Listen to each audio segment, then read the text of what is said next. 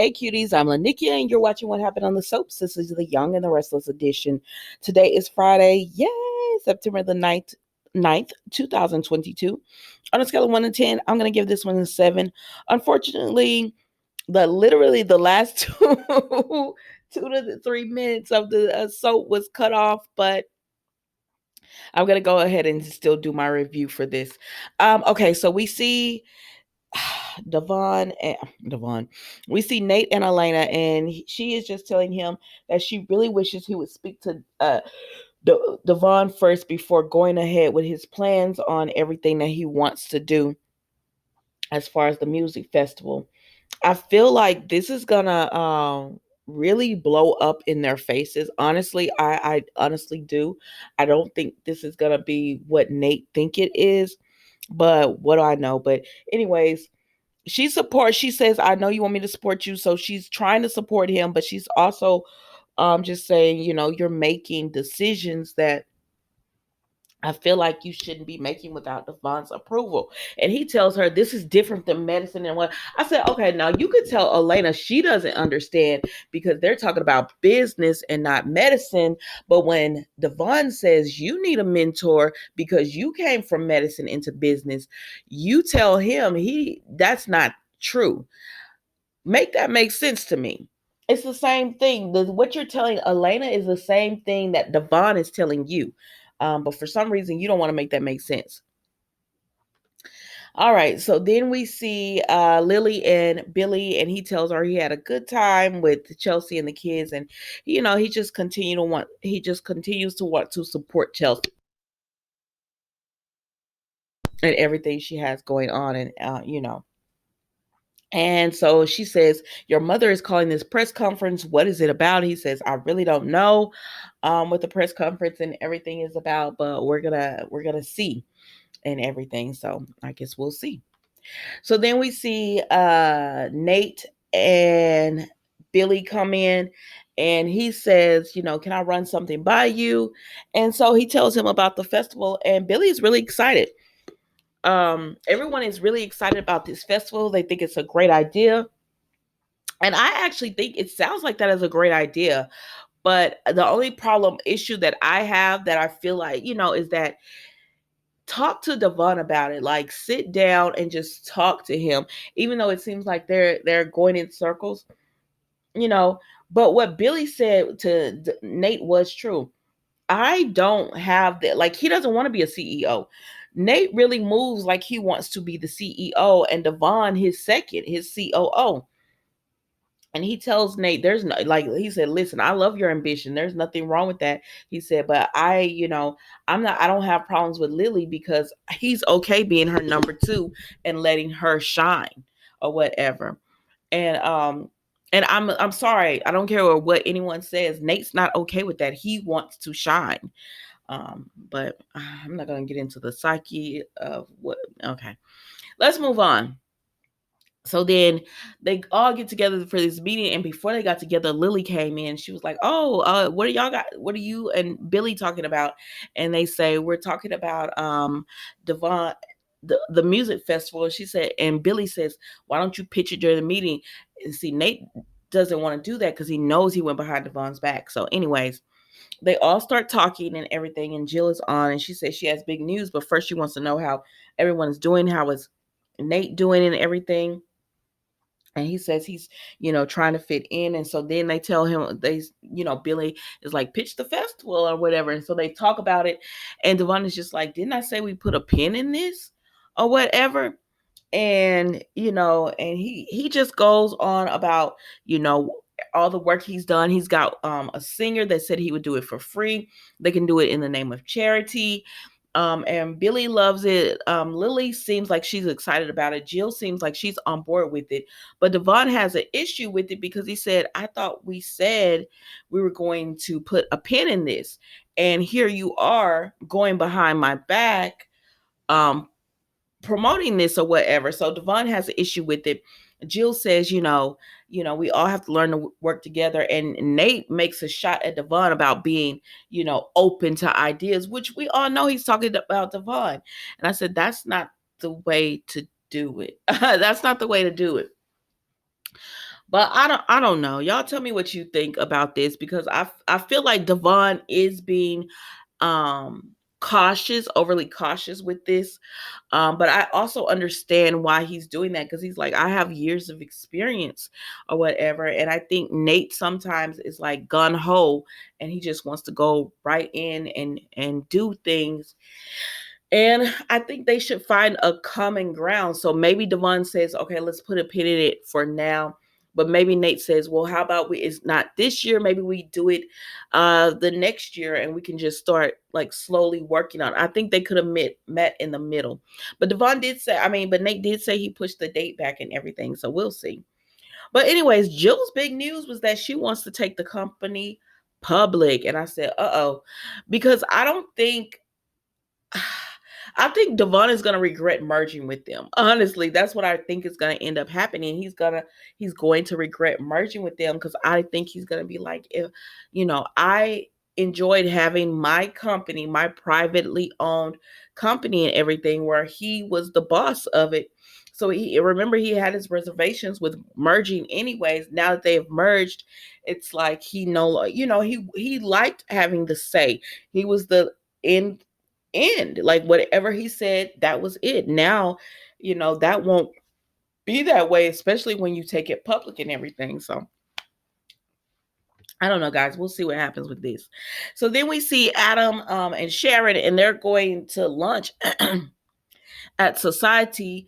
And all of a sudden, Victor pops up and he's like, "Oh, have lunch with me." Nikki couldn't make it or something.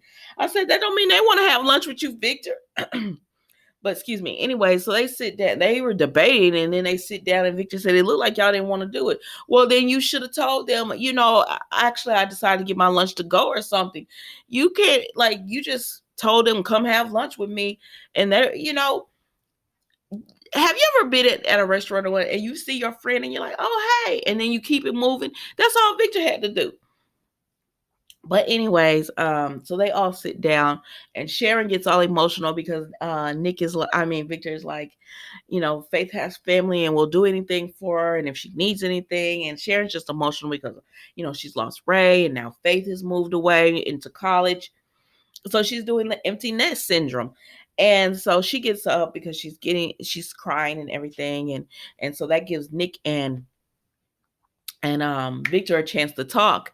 And he says, everything is going great. He just wants him to fire Sally Spectrum. And Nick tries to plead his case for Sally. And somebody said Sally hasn't proved that she deserves the position. And I'm like, there's a lot of people on this soap that have positions that we just like. A lot of these, everyone's a CEO. Everyone's a CEO. Like, where are the people who are just like they're nurses? You know what I mean? Where are just the nurses? Someone, or something. The just a regular schmegular job. Like, I know it's the soaps and everything, but everyone is a CEO, they're a business owner. It's all that. It's still, I think that's the difference between the other, maybe the other soaps. With this one, for me, is that everyone is doing something of that nature. But I guess CBS has that like theme, because even on Bold and the Beautiful, they're kind of like they're creative. They all work for this company and they're creative and everything. I don't know. I'm just like, where are the regular schmegular people? Like, um, instead of being like chief of medicine, is there not just a nurse or just a doctor? You know what I mean? Just or someone who just they work at the company, but maybe they're not CEO or COO. They're just like, they have an office at the company. They're an accountant. You know what I mean? Something like that. Anyways, I went off into that. But Sally, they said the numbers came back good. Sally told Adam, I have you to thank. And Victor said, let's not act like those weren't things that Adam implemented. But Sally was right there with him. And to be quite honest, when Adam was wanting to go after y'all and he was coming up with crazy schemes and stuff, Sally was the one talking him off the ledge. And she was also the one supporting him, to try to make the company a success, like just to focus on business and proving himself in the business. So anyway, Sharon comes back and they continue to talk. And he tells Nick, I want you to go run Newman Media. And Nick says no. He says, I'm happy being the COO. And plus, I know you're just doing that as a shot to Adam because he went to Jabot. And he says, I understand Adam and I support his decision to walk, to have a healthy relationship for himself. He was like, Jack has been supportive. Jack offered him a role. And Victor feels like that was just shot at him. And even Sharon was like, Adam is happy. Like, if he's not bothering you guys or whatever, he's not trying to destroy y'all, he's happy. Why can't Victor just be happy for him? Y'all like Victor, but to me, he's a jerk. Like he's a manipulator. He's emotionally and mentally abusive. I don't like, that's why Adam doesn't want to be around him. And honestly, that's why Nick is starting to see him. Well, Nick has always kind of saw him that way, but Nick is starting to understand Adam more because it's like, gosh, I'm a grown man and you went and covered something up. And now I can't be free to emotionally deal with this the way I need to, because he says, you don't have to mince words, because Nick said, I understand what Adam is going through. We have the same tragic understanding. And he was just talking about how to not talk in front of mixed company or whatever. And Nick was like, I told Sharon knows everything. And he was like, I don't feel like people outside of the family should know. And he says, honestly, you should be glad I'm talking to Sharon. He was like, because Sharon and Adam are the one that told me I need to get counseling, to talk to someone about this. And Victor's like, you didn't do anything wrong, just move on. And it's not that simple. I don't know, y'all. I don't know. You tell me. But anyways, Nick and Sally as well as Adam talk. And he's at the rooftop having a drink, and she comes in and it's like, do I go over? Do I stay? So she stays on her end of the bar, and he was like, you should come over instead of like lurking or something, something like that, hovering or something. I was like, but she on her end of the bar, not minding her business.